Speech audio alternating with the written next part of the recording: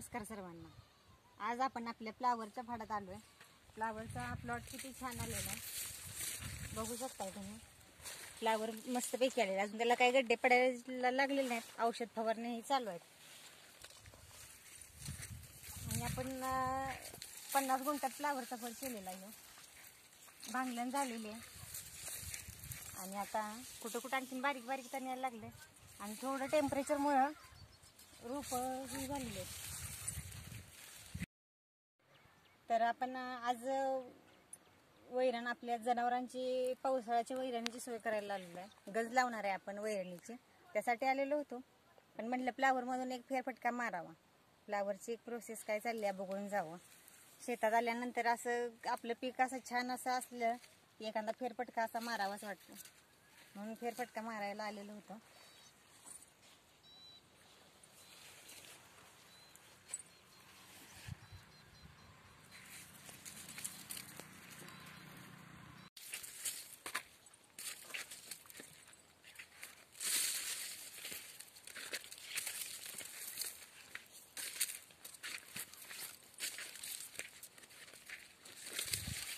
तर आपण फ्लावर लावलेली रोपांचे जे ट्रे आहेत ते एका जागेवर असे जमा केलेले आहेत बरं। आणि आपण औषध मारायलासाठी कायमस्वरूपी इथं असा बॅलर ठेवलेला आहे, इथे चेंबर पाशी भरून औषध मारायला ठेवलेलं आहे।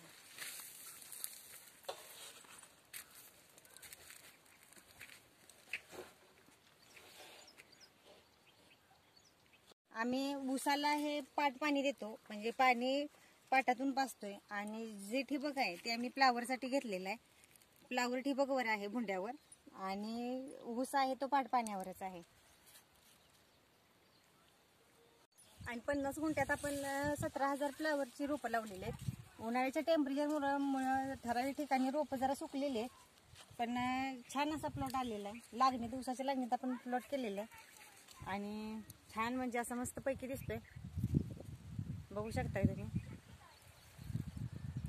सगळ्या शेतात आणि ऊस पण चांगला आलेला आहे। आणि आपण ऊसात आंतरपीक म्हणून फ्लावर केलेलं आहे।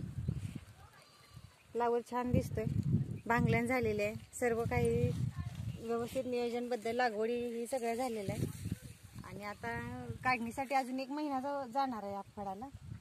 आता अजून काही गड्डे आलेले नाही त्याला, अजून काही गड्ड्यांची प्रोसेसमध्ये नाही, अजून वाढ होणार आहे प्लॉटची। पण छान वाटते, असं आंतरपीक म्हणून केलंय।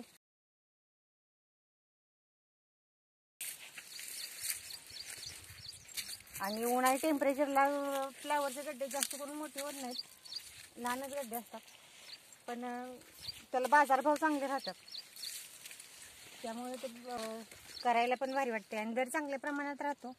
आणि आपल्याला विक्रीसाठी पण गड्डा चांगला येतो, पिवळा पडतो उन्हाळ्यात गड्डा, पण तो आपण व्यवस्थित नियोजनबद्ध औषधं ही सगळी केली की पांढरा शुभ्र पण निघू शकतो।